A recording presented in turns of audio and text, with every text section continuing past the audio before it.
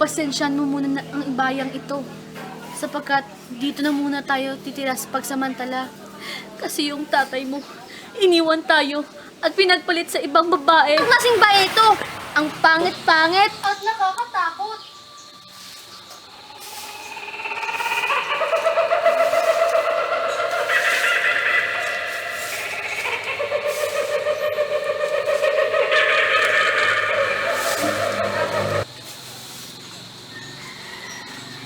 Hoy, ikaw, Prim!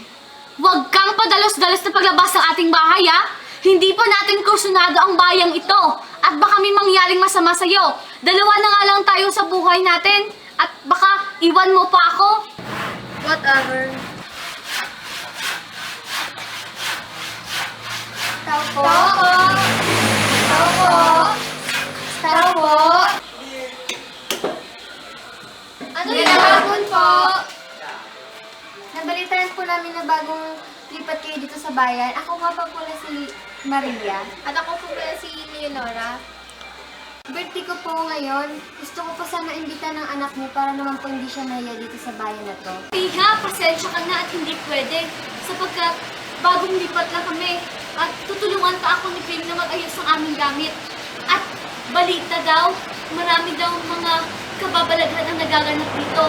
Kaya ayaw ko saktan kung ano mangyari masama sa anak ko. Kaya pasensya, sa ibang araw na lang. O sige po, alis na po kami. At yung bahay plan namin sa kabilang kanto lang po. Nice meeting you po. Ano bang klaseng buhay ito?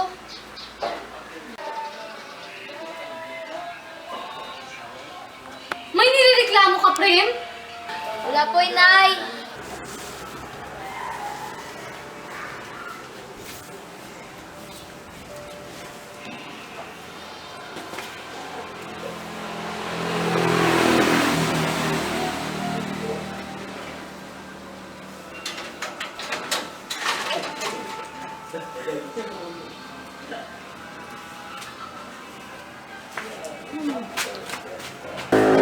Ano yun? Prim! Bumalik ka!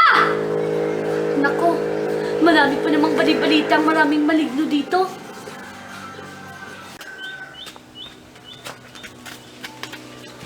Yeah. Kaya huwag kang matakot. Sino ka? Ngayon po tayo yun, huwag kang gumala tuwing gabi kasi may gumagalang aswang dito. Diyan ka na nga.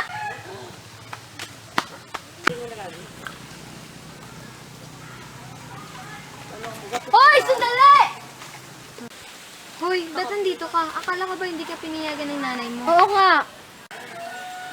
Pinayagan ako ng nanay ko. Halika na.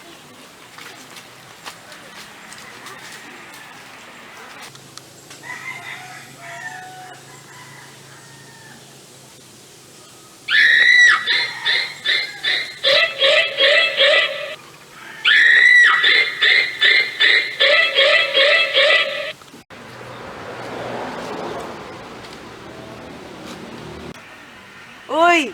Ito nga pala si Prim, si Warren, tsaka si Sherwin. Hello sa inyo. Ang anak ko! Naku! Gumagabi na at wala pa siya. Ang tigas talaga ng ulo ni Prim. Tuloy kayo sa bahay namin.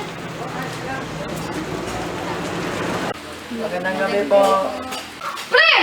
Bakit ganyan ka lang? Gumagabi na at ganyan ka lang umuwi. May narinig akong balitang merong isang bata na matay kasi kinain ng mga lamang loob niya ng aswang. At kayo, gumagabi na kayo nakauwi.